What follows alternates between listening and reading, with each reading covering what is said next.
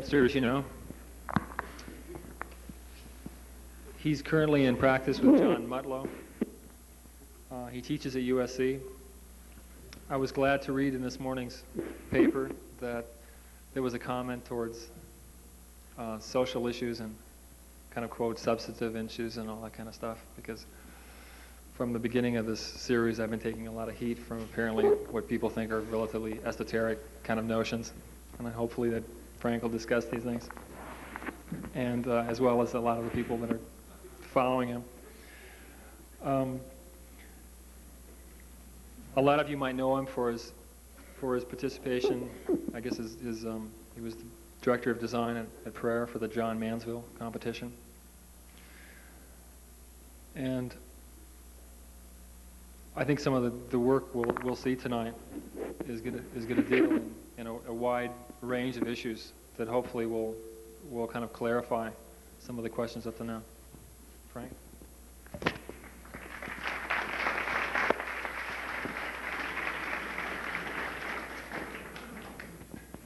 I should put this around my neck. Well, I would like to thank you all for coming tonight too. I had the absolute and distinct suspicion that I was set up because I'm teaching at USC, but so I'll forgive you all. And we have gone through a band over at a restaurant, and I hope that I can, if not offer any tricks, perhaps some treats. Now, some of the clarification that I'd like to have a chance about John Dreyfus's article I won't get into because I'm told it's not in good taste, and he's not here. So I would like to, if I may, explain first some of the things that at least currently interest me or trouble me, and I hope it coincides with your interest. And after that, I would like to show some of the work that I've been doing over the last 3 or 4 years. And tonight, I decided to start, after considerable agony, to offer a series of observations, not manifestos or anything serious like that, but these things which I'm thinking about now, and I hope that you will have, after that, a clear understanding then from the article how I perceive my role in this profession and why I'm teaching, in teaching in general. And I think most of us on this 10 or 11 group is involved in teaching for one reason or the other, maintenance of one's habits or fighting ignorance. And I decided, since it is almost 100 years that we started architecture schools. I think it was started in 1860 or 1870. I think the first one was at MIT. It may be a good time to have some retrospective, at least to look at the system. And in doing so, I decided to examine what kind of effect structured education had on my present behavior and present value system and present activity in the work that I do. I came to the conclusion, which is perhaps unsettling for a lot of us, that the structured portion of education that I experienced in 3 different countries had very little effect. And most of the influences that I feel now is dominated or are dominated by individuals, by places, and by events, not by test scores, by grade point averages, or anything that we measure performance with. Because of that, I tried to, and I selected some images and examples of work as introductions of buildings and projects which I think managed to narrow the gap from intentions to results, and which managed to demonstrate a harmony between, let's say, environment, nature, and man-made edifices, which I would like to be able to, of course, do. I think this exposure and influence in individuals and buildings is very important to me. I think it creates some, let's say, optimism. I think it sometimes creates challenge and makes us work, or me work harder. And I've decided also that I am weak enough that I need heroes, even if they're not dead. So with that, I would like to show the first group of slides, if I can. And I don't know how to do this, but I'm sure it works more or less.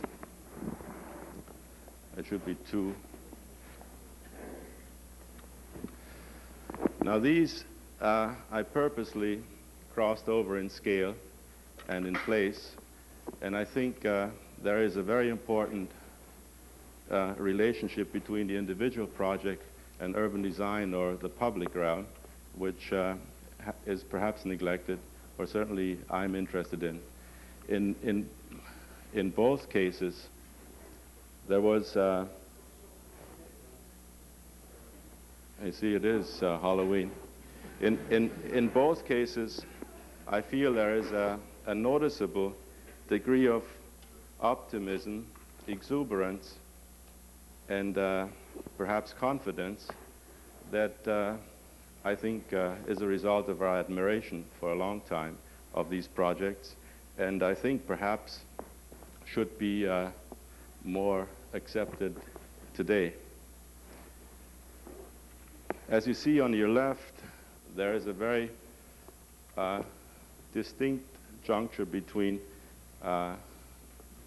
old and new, between certainly technical attitudes and perhaps more traditional ones. On the right, you see a very clear demonstration of, I think, the organizational, social, and political value system, and a very, I think, comfortable coexistence with this natural surroundings. At the same time, I feel that you have attention to all of these things which have to do with axial arrangements, which have to do with symbolism and metaphors and the like. On the one side, you have excess and perhaps exploitation demonstrated on the other. You have attention to detail. You have a craftsmanship which is a result of tradition, pride, and I think social security, not in a present sense. You have an acceptance of technology, and you have an tolerance for history. And I think if we could manage that, since we plan for the future, and the future, I think, in my definition, is nothing but projected history tempered by the present, this was accomplished here. You have on the left side a building which is very important to me, an addition to a Baroque house which was done in a then contemporary fashion without apologies. You have a celebration and exuberance of mass housing on the right side, which I think excels past the 2% art that is institutionalized in the post-World War II period. I mean, you have a dominance of nature and a coexistence of nature, and you have a coexistence of all the arts, which I think sometimes we forget now, and perhaps rather arrogantly some of us architects assume, as you see on the left. You have a very advanced example of the shingle style without wood shingles on your left. You have a demonstration of 2 multiple housing projects on the right, where the facades were treated differently and from different people and at different times. You have, again on the left, a very modern building by a 19th century man who had the ability to be accepted by those in power, and at the same time had the ability to coalesce and, if you like, work together with all of the trades, including painters, sculptors, and of course craftsmen. You have, I think, a very consistent and therefore convincing attitude where in a building art has its role, where decoration has its role, and where the balance between functions and, let's say, aesthetic consideration is met. I think you can see that in the drawings on your right, as well as in the built multiple housing project here on the right. These are some details of the previous project. On the left, to me, is a very good example of a period in time where you have an energy demonstration and a confidence in the people that planned and built this project, and I think a very well-fitting existence with a natural surrounding, which perhaps we are too timid to tackle now. The picture on the right here is an example of Otto Wagner's Entrance 2, and you see that he used color for different patterns for different reasons than just to excel in prism colors. I like to say now, at this point, before we talk about some of the work that I have attempted, a little bit about us as a profession, and I hope I can be a bit optimistic about it. I like to, because of the teaching involvement that all of us have, I think we have an extraordinary responsibility. I think equally that our profession is a very unique one. I think our profession has a very difficult dichotomy in its values. I think often our strengths are our weaknesses. I think our adversaries are often our clients. I think we often have the best interests in mind of the majority of people, but no one asks us to or elects us. I think we often claim to worry about the poor, but always work for the powerful and the wealthy. I think we're often concerned about the past, but try to provide a better future.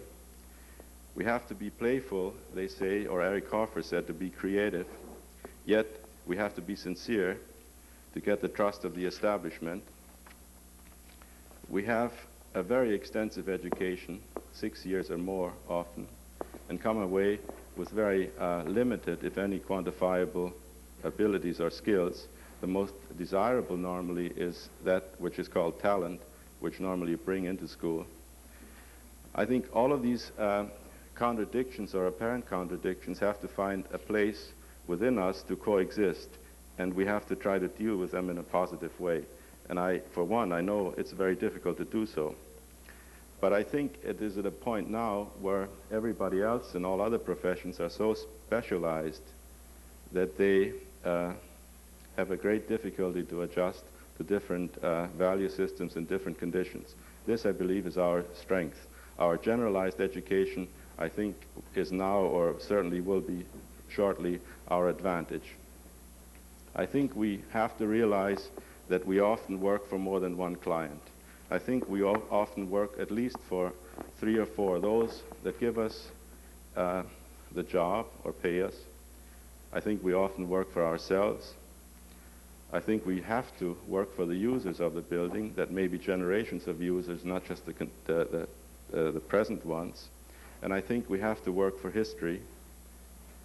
And I think often, depending on convenience, we choose to work in a variety of combinations and emphasize whatever is convenient to us at that time. I think at the same time, we have to acknowledge the fact that there is a difference, as in music, between the written piece and the played music. I think this exists in architecture. I think the gap between the intentions and the fact is often perhaps great, but always exists. I think the theoretical and practical aspect of architecture have to be maintained and can't be closed without stagnation. I think at the same time, it should not prevent us from working. I think our ability to maintain integrity in this very difficult period and difficult way that we found ourselves, we have to strengthen. We have to contribute I think, therefore, on several levels. We have to deal with issues that are affecting many and not just a few. I am interested in the aesthetics that results of it and the organizational problems which are part of the definition of that. And I like to think, in any event, that I respond to this concern of mine. I do believe what I managed, or what I'm attempting to do, is to incorporate new layers of concern as I work. And there's no substitute for working, because I think you can't do everything at once or wait till the right opportunity and ability overlaps. I think it is an additive process, in my opinion, and not an exclusive one. I am, for one, trying to become inclusive in my work and not exclusive. And I think it is that which gave me the title or the label of having a social conscience. If this is so, I feel rather flattered.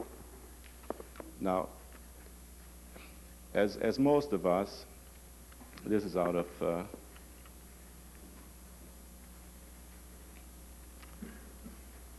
as most of us do, when you start on your own, you have to go through a variety of bathroom remodels, kitchen remodels, and remodel jobs, and then sometimes one building and sometimes two, and if you're lucky, 3 or 4.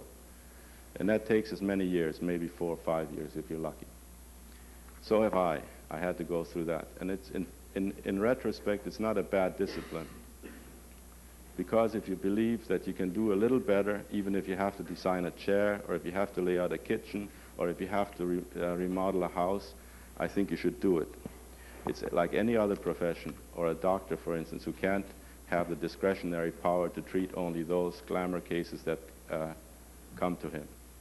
In this case, which is one of 2 remodel jobs that I did, the problem was the typical one, that the house was added on over a period of time, was occupied by people that had different lifestyles, different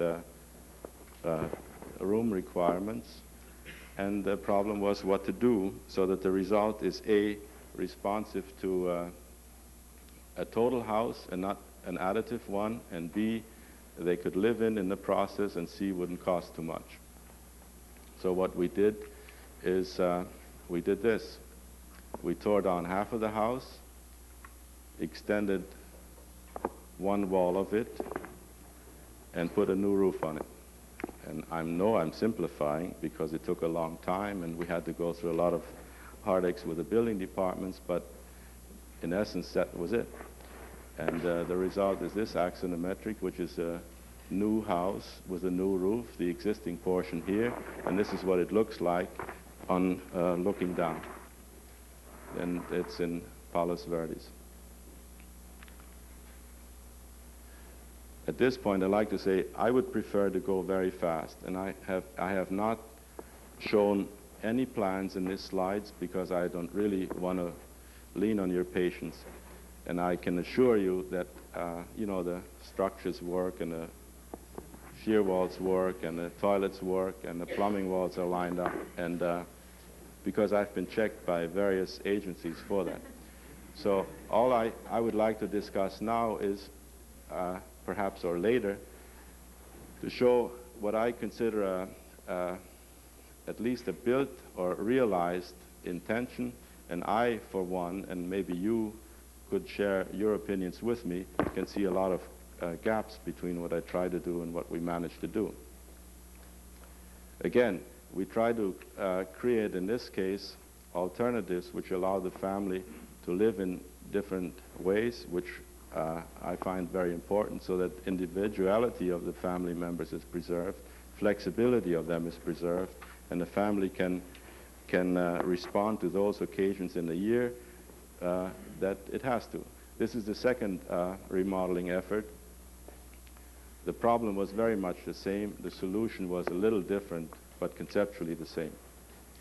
A 2-story addition was put in a place where a carport was, and a new roof was added over both. And the reason for that has to do with foundations and soil conditions and all of these mundane things that nobody really wants to talk about, but often they influence the physical result. In this case, what we try to do, because I am very interested in structural questions and I'm very interested in technological issues, but in none of these two remodeling cases was it possible to really excel and get domus type quality out of it. And therefore, I decided that the best we could hope for is that we get a spatial quality which unifies the project, and also which didn't exist before in an additive way by adding rooms or by adding larger rooms and so on. And some of this I would hope you can see here. The next one was a house which was done as a total house, not as a remodel or addition, and it is built in Bell Canyon. It's a very difficult site, overlooking in a desert environment, essentially, overlooking the San Fernando Valley on an 80-foot drop in this area, and a very difficult access road up the hill from there. And in this case, as I hope you will see in subsequent examples, what I'm trying to do is I have essentially a modular or a pattern of segments or portions of the house which are assembled in this way, in this case linear, in other cases staggered, or in a third one connected with a freer shape. But what they do basically is that they house elements of the living sequence. They house the kitchen and the dining area, or the family room in this case. They house the living room entry area, or dining room sitting area, bar entry area in this case, and the living room in the other. And in between, I try to create enough flexibility in terms of movable partitions and so on to allow the house to be used in a variety of ways. And I also try to do this in a circulation pattern so that you can use the house essentially as you would use a village. So the house can be broken up for a particular occasion to be used by visitors, to be used by tenants, or to be sublet, or to be used by someone that is healthy, another one that is sick, or that, etc. All of these things which the family has to respond to, but which, in my opinion, is very difficult to do in most of the conventional arrangements, conventional or most of the typical arrangements. The other, this is an axonometric showing the total volume of the house. This is the first or garage level, this is the second level down here, and this is the third. We have, again, two-story living space, and the dominant view is in this direction. We have, of course, solar collectors for hot water. We have the arrangement of a swimming pool that is very energy conscious by having the dark portion, which is the swimming channel or the exercise portion of the room, and of the pool, and the light colored area is the shallow portion, which is done in such way that this water heats up and recirculates. The shape of the pool is a combination of the contours as well as formalistic capriciousness. You have, as you can see here, separate circulation that allows you to use the third or the master bedroom level from the garage directly, or come in on this level, which is the more public main front door of the house. The second house, which is perhaps an easier example to explain what I tried to on the previous one, is also built. It's a two-story house. And I think I managed in this case to demonstrate a little clearer the realms or the domains of the various family groups or family members. This is the main entry. This is the family's master bedroom, outside sitting area, work area, and separate in an egress from the garage. This is the main entrance in the house where you make the decision to go one or the other way. This is a space which we call guest room or family room, and this is the children's square here. The whole area here is connected with more public areas of the house, which is the dining room, the kitchen, the study, and the living room. The house, of course, can be used in a variety of ways and can be expanded in this way in the case of the dining room, by using this room in this way to use the deck in front of the living room, and so on, so that you can rearrange it according to the particular occasion. That's a model of that. The coloring here is, I do or like to do that, and what I do is I do different kinds of colors. One is to show the structure or the load-bearing elements in the structure, and another color would be the flexible elements in it. And in the previous one, I try to show a gradation of color from yellows to blue, which identifies the public and the private areas, or the transitional areas, as you go from public to private in a house. This is a model of the same house. I'm sure you see it.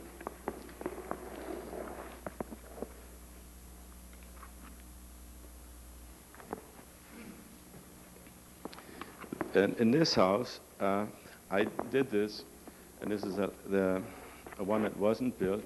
It was in a very narrow lot, like often I have a chance to do that nobody else wants to do because they are substandard lots or very difficult ways to do it. It was 60 feet by 120 feet.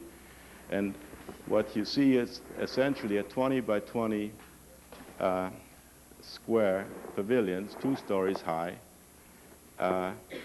that constitute the various pieces of the house. In this case, it's a garage and a studio above it.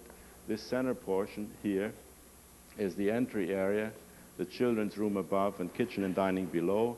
The living room area is here with 3 different kinds of ceiling heights, and the bedrooms of children and parents is here.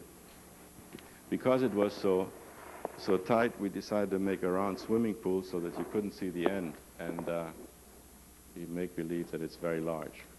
These are drawings of that previous house to indicate some of the, in color, some of the functions and the relationships of them. I don't know if you can see it or not, but it's, you can see here is the entry.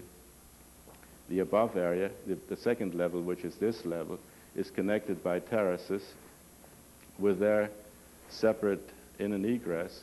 So, for example, if the children want to come home late, they would use that stair, not the front door and the main stair, which is under here. Of course, the same thing would hold true for the parents if they don't have the authority to use the front door. The living area of the house is here and can be expanded in this direction, which is up there, for a more private outdoor area, which is surrounded by a wall, and in this direction for the more public areas in the living room, which would be accessible from the kitchen and dining area to the pool and deck area, which is shown up there. Now, I'm a little out of sync here, but this is a project which I'm now doing, and I'm still doing the same thing. It's a duplex in Venice, California. The only thing that I'm trying to experiment with here is color in order to get a bigger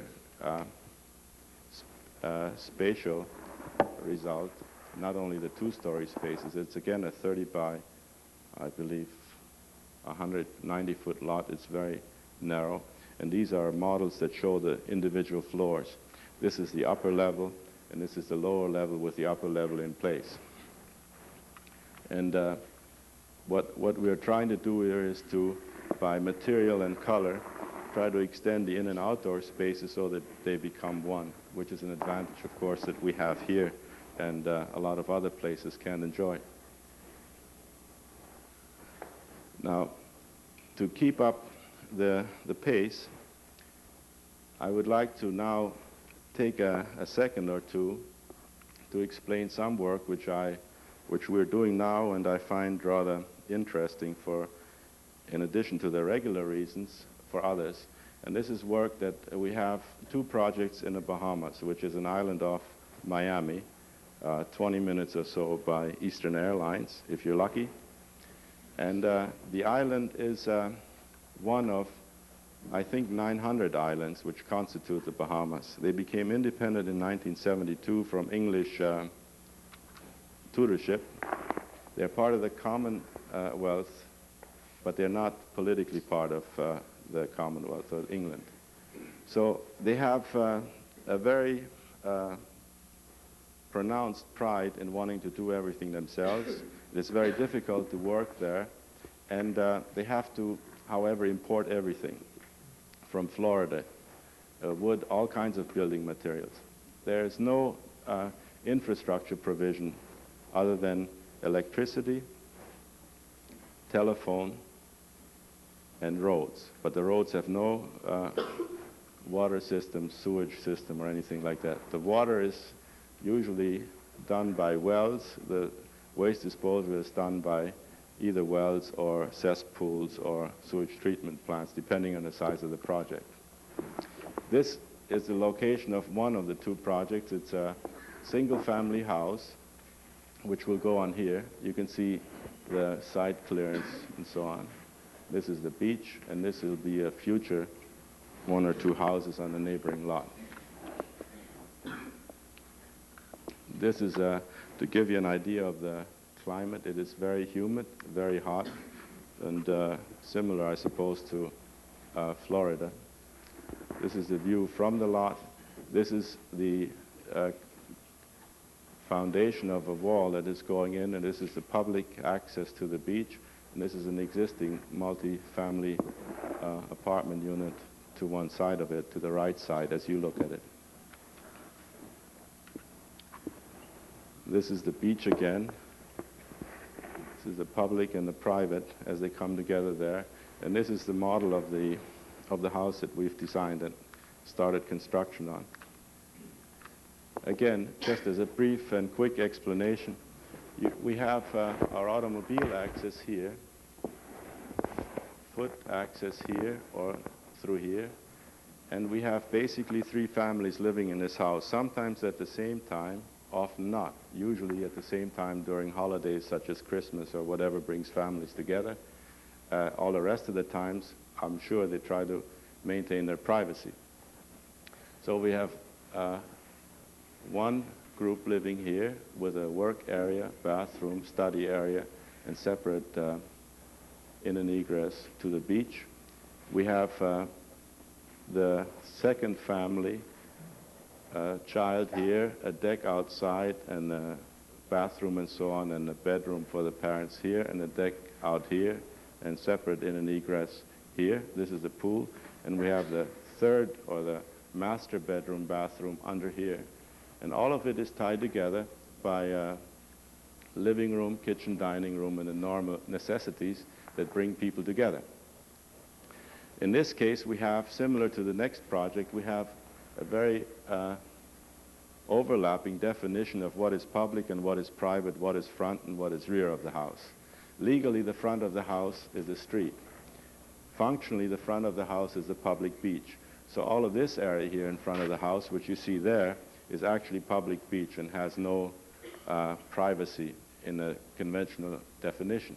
The private areas of the house are back here and, of course, don't have the view, but do have the privacy from the public as well as from the majority of the weather which comes off, including hurricanes, which comes off the ocean. We have a building code, which is a combination of several codes, but principally it has to be all done in masonry and reinforced every 12 feet with a column grid or tie beams on the top and bottom to resist 40 pounds a square foot wind loads. It's not that dissimilar from here, but it is the hurricane code, what they call in Florida. We have solar collectors for domestic hot water. We did not manage to provide air conditioning from solar power on this project, nor the larger following one, because there was no possibility to discharge the heat, and it was calculated that it was taking as much energy to discharge the heat as it would take to save it, and the cost of the solar system was about the same cost as the construction cost for the total project. Here, just very briefly, you see the view to the ocean looking at it from the south. So what we try to do, of course, is try to protect the glass areas with sun shading devices. And while in the north, which is this here, which is the private area of the house, the private outdoor area, which is here an extension of the kitchen for like a sun porch, as you would find in hot climates, even in this country in the Midwest, and a balcony from the top occupants of the house off here. I do white models because I like the shadows too, and also because white is very useful there because it reflects a lot of sun. This is again a similar view looking from the ocean. This is a view looking from the northwest of the site. Here you see the special elements which comprise the composition or the elements or pieces of the house, and that piece which creates the glue and holds hopefully the house aesthetically as well as the family together. This is a view looking the opposite direction. The staircase in this case is required by code. You have to have two means of egress from a second level, not only from a third level like here.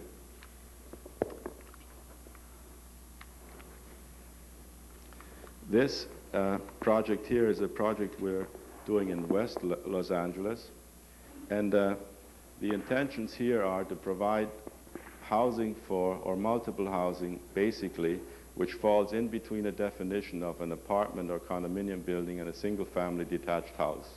What we are trying to do is provide the identity and individuality in acoustic terms, in access terms, in individual expression and so on, as you would have in a single-family house without the space requirement for such a house. So what we did is we have essentially five three-story row houses with double walls here so that there is a very clear separation legally, acoustically, and in other ways.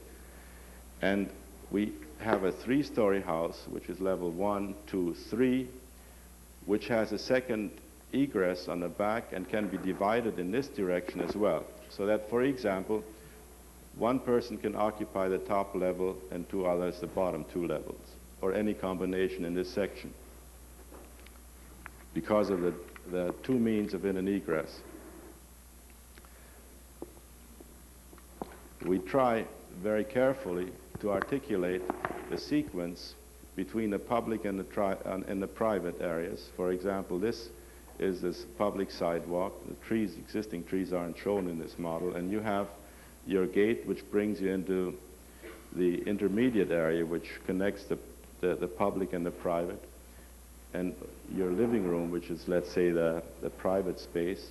And you have this gradation of being able to participate or being in your house without being in the public area, as perhaps you have seen Aldo van Eyck doing, which certainly influenced me, and which French African people do, and Van Eyck certainly did in the children's home in Amsterdam. This perhaps shows clear the intermediate space, the sequence of entry, or the ceremony of getting into the house, and the public, so that you can see out, others can't see in, you can leave the door open without loss of security or privacy, and you can in that way participate much more comfortable on street activities than you could normally. Then perhaps you remember, I certainly do, in cities like St. Louis and so on, where you could sit in the front door and not be sitting on a sidewalk, but be part of your house.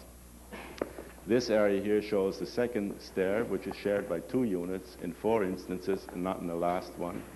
We again try to lift up the roof to get a better quality of space above it.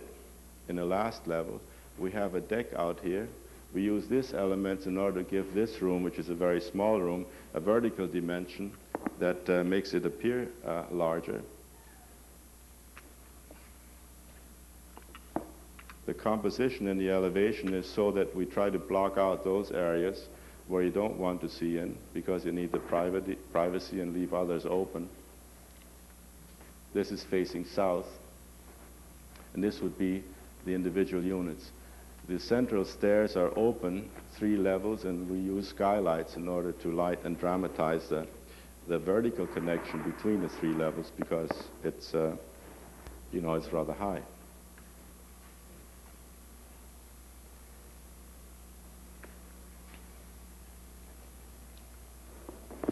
Parking is underneath, and you have access from the parking area to the units behind in the side yard.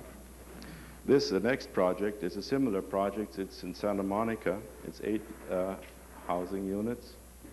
All of the units are very repetitive, similar to this, and they are repetitive in floor plan, but articulated in situations where they don't face the same condition. For example, here we change the entrance to the unit which is on the end because it's a different condition and not in the middle. This one is 2 stories and a mezzanine. So we again have a very, I think, similar decision process here on how to compose the elevation, which is a combination of strength or sheer 2-story space, which we try to emphasize on the elevation, a mezzanine on the top here. In this floor plan, what we did is we reversed the sequence of entry and have the dining room, kitchen, and a guest room on the main level, and a living room on the upper level, and a master bedroom, so that we could have a 2-story high living room or a studio-type living room with a mezzanine, because we reversed the section. Here you see at least our intentions and attempts to articulate the sequence between the public area, which is a sidewalk, here is the parkway, and this is the front yard to this house and the entrance to this house, to recapture, let's say, identity of the occupants that you would have on a single-family house, but you would lose on a more conventional multi-story apartment building. Parking in this case again is below grade, and again we try to use skylights to elevate the ceiling height as well as get north light and so on into the spaces, because it's again a substandard and very difficult site. We have terraces between them, and in this case here from the mezzanine, which isn't quite legal, we provide big windows so that you can use a roof garden on the last level.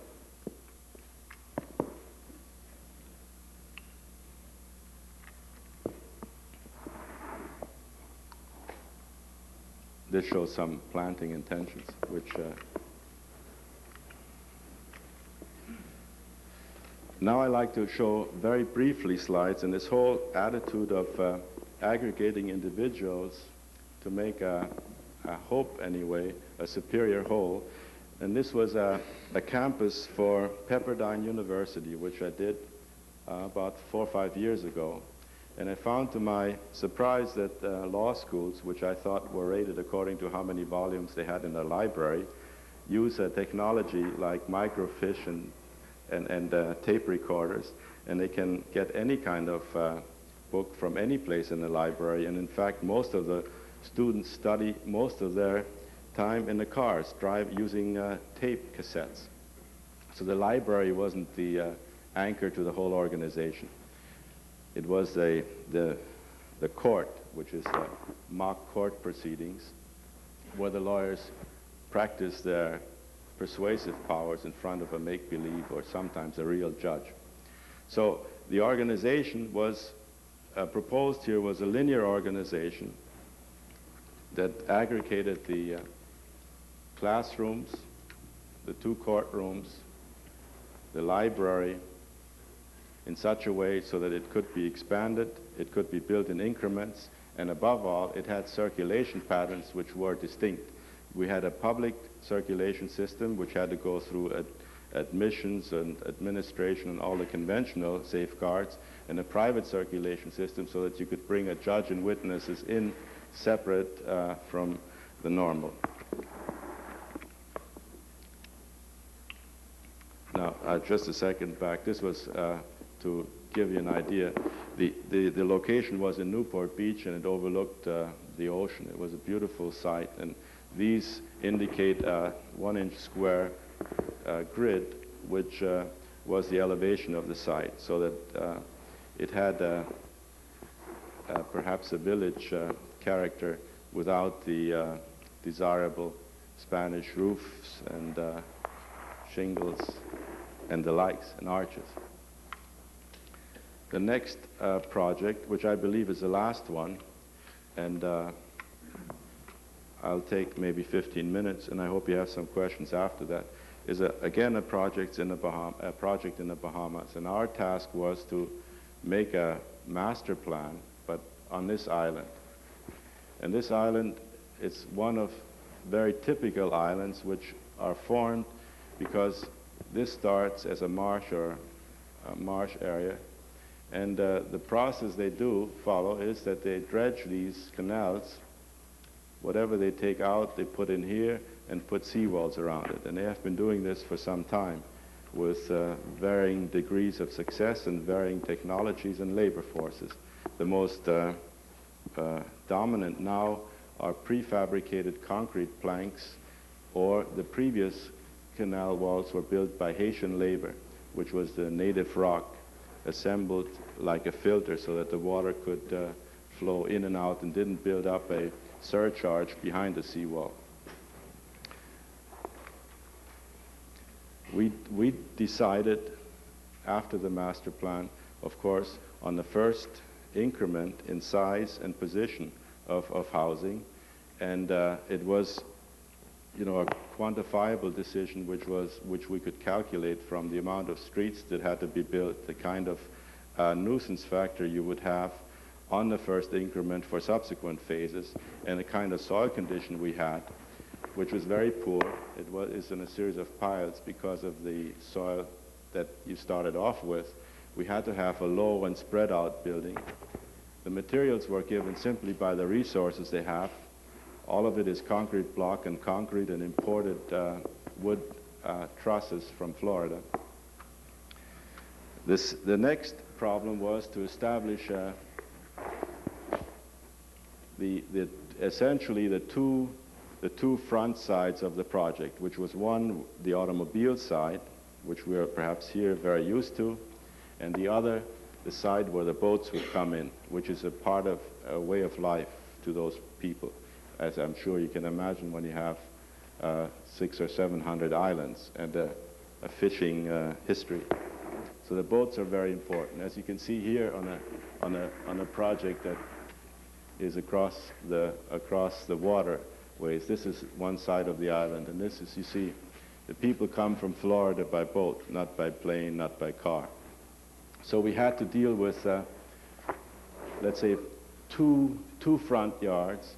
We tried to preserve a promenade or public area to create some kind of community life and atmosphere, and we had to provide parking prescribed by code, and we had to provide all of the infrastructure other than electricity within the project.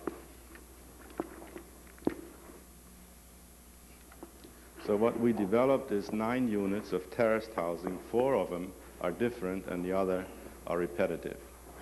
They're all, as perhaps you recognize in previous projects, 20 feet square. This is a 2-story L-shaped unit. These are 1-story units, one on top of the other. And each of them has a separate in and egress in this direction as well as in this direction. In this case, it comes off the side. In these cases, they use these stairs.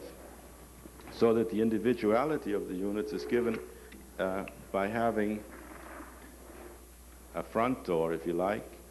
We will, I don't think I have drawings of it, but we would color code these so that you have the kind of identity of your particular unit that you perhaps would have if you would choose a Tudor, Spanish, or any other kind of house in our kind of, let's say, offerings. This is a view that shows the canal, or south, All of the windows are recessed to protect from sun or trellises over it for the same reason. The circular stairs are enclosed to provide privacy if you use that stair to these gardens here, which belong to a different unit.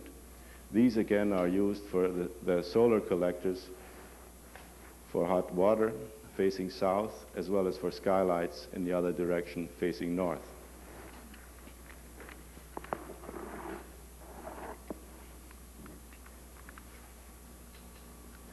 This is the north elevation. You can see the skylights. You can see the entrances to Unit 1, entrance to Unit 2 up here, and the opposite here. This again is a visual screen for privacy to this front yard from this man, and he has his back in an egress here. In these areas, we collect the rainwater because for landscaping, because it's very expensive to have water and it has a lot of mineral content, so it ruins the piping and sprinklers. So what we do is we take all of the runoff from the flat roofs and collect it in tanks. And we use the flat roofs in such a way that we have the ability to flood them for additional insulation during the hot periods. These are just some very brief and quick plans to give you an idea of the interior of it and the spatial quality of it, perhaps. You see, this is a deck, the living room. We have the living rooms, of course, different height and all of these things that you normally would do in order to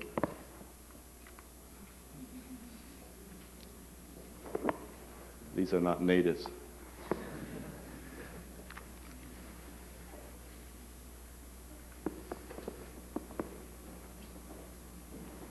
You see here the private backyards, the front entrance, the promenade, the boats.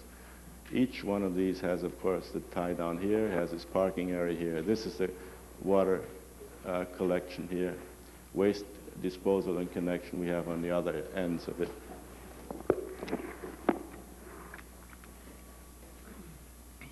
This again gives you an idea of the kind of moonscape that you face, which is not, it's environmentally very sensitive, but it's not much to lean against. This is the island. This is the construction in progress. And that's the completion of that. I'd like to say one more hopefully encouraging thing to you. I find that we as architects have to try our best in any event to increase and make the commonplace, as Alder van Eyck said, or the common occurrence, into a special occasion. And if we can manage to do that, I think it's perhaps a small but very significant contribution. I think if we have behind our values and objectives, and if we think that architecture is the union between the earth and the sky, we got a lot to do. And I think even if we're not artists, somebody else may say that we did a reasonable contribution to the generations to follow us. And if we can do that, I think we ought to be very happy. Thank you very much.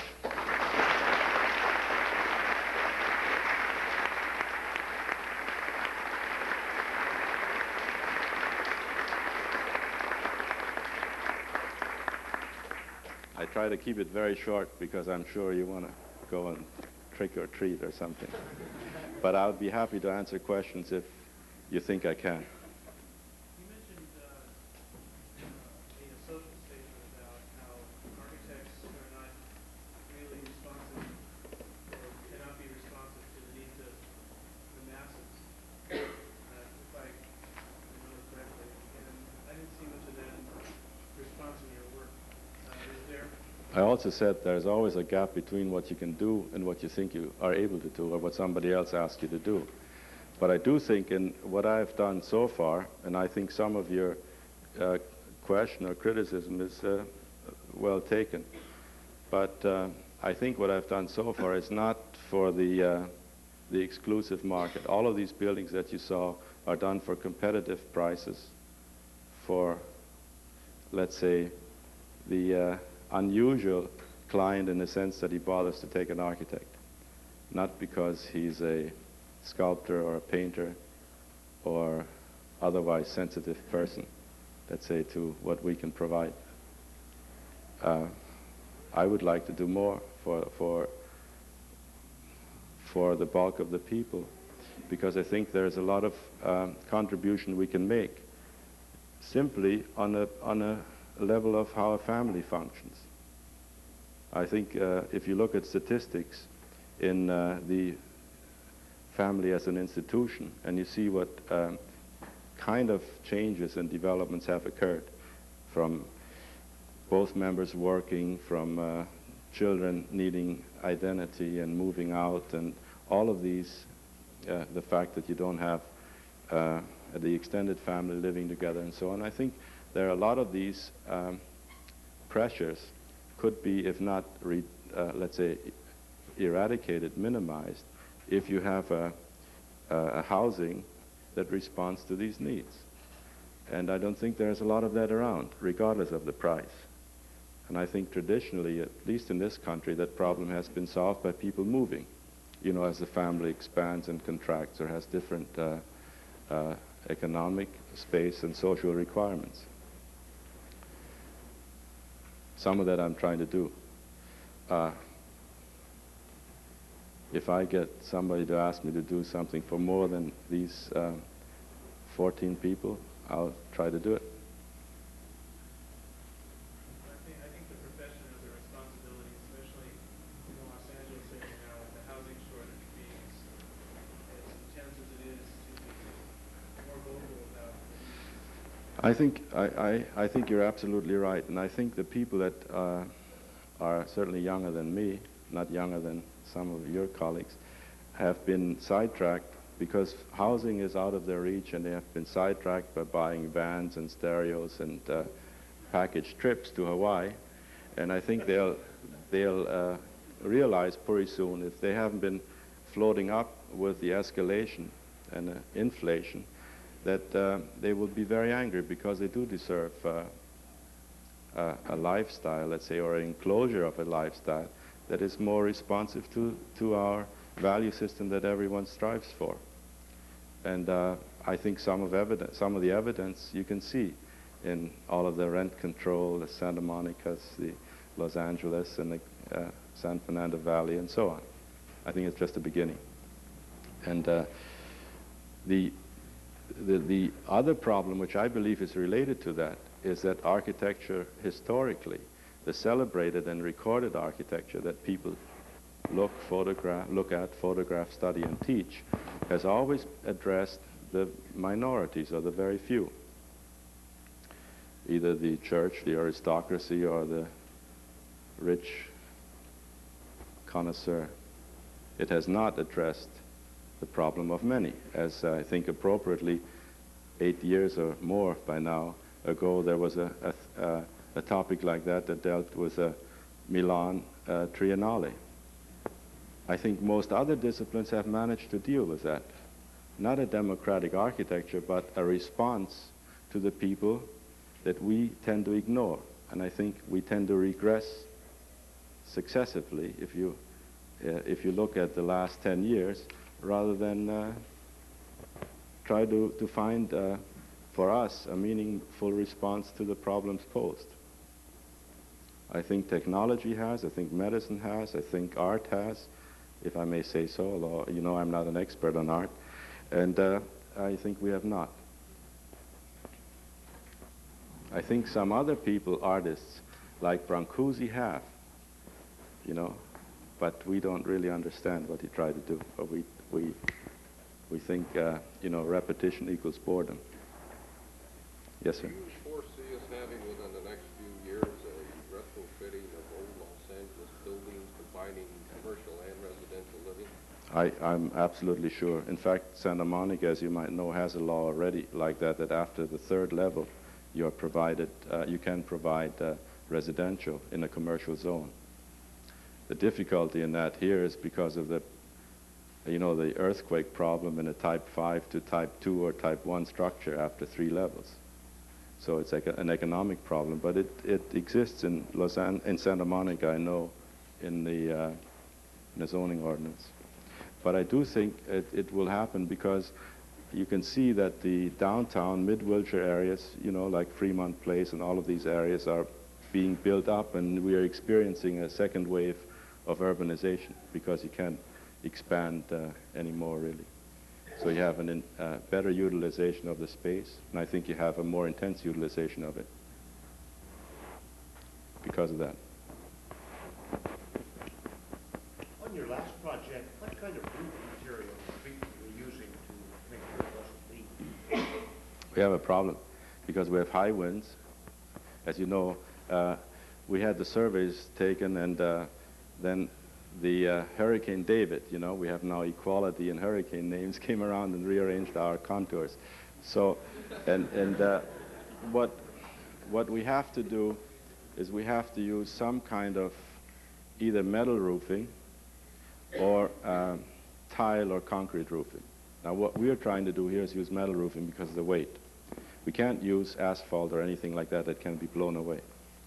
We have less of a problem because we have the collectors which are mounted on top of it at a 2-inch space.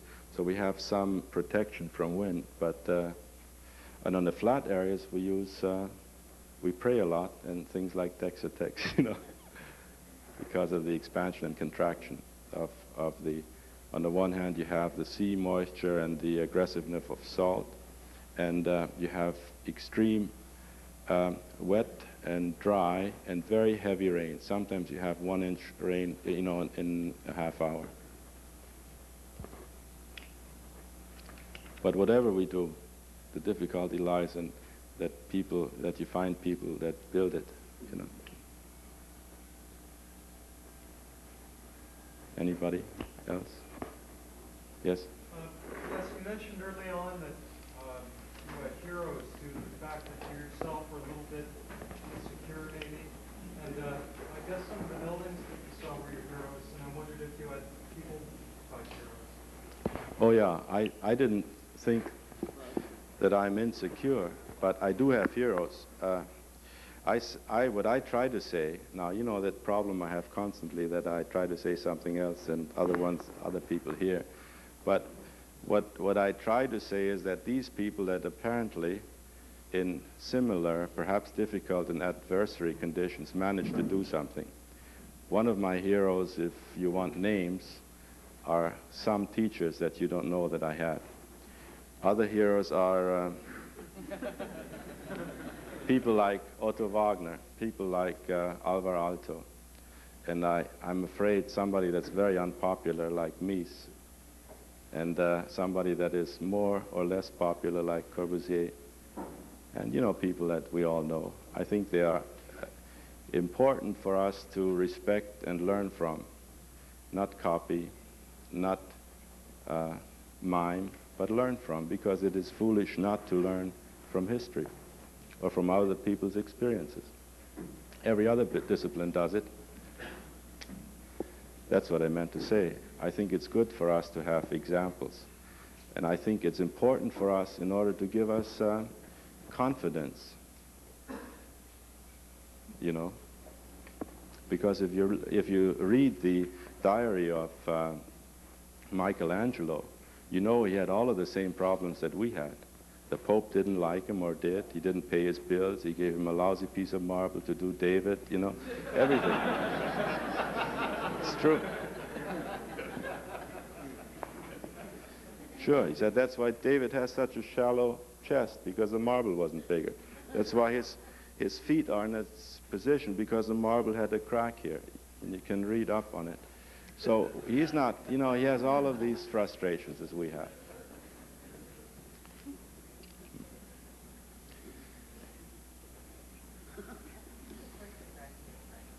I can't see a thing because of the lights. In your last project behind the homes, did you consider putting a pool in there in the Bahamas? Yeah, we did, but we decided that it's better for 9 people or more to share one rather than everyone to have one. I mean, did you put in one? No. What we'll do is, in the subsequent phases, what we have is this, you know, a project center which includes a pool and whatever common facilities that people can use that are part of the project or others. But that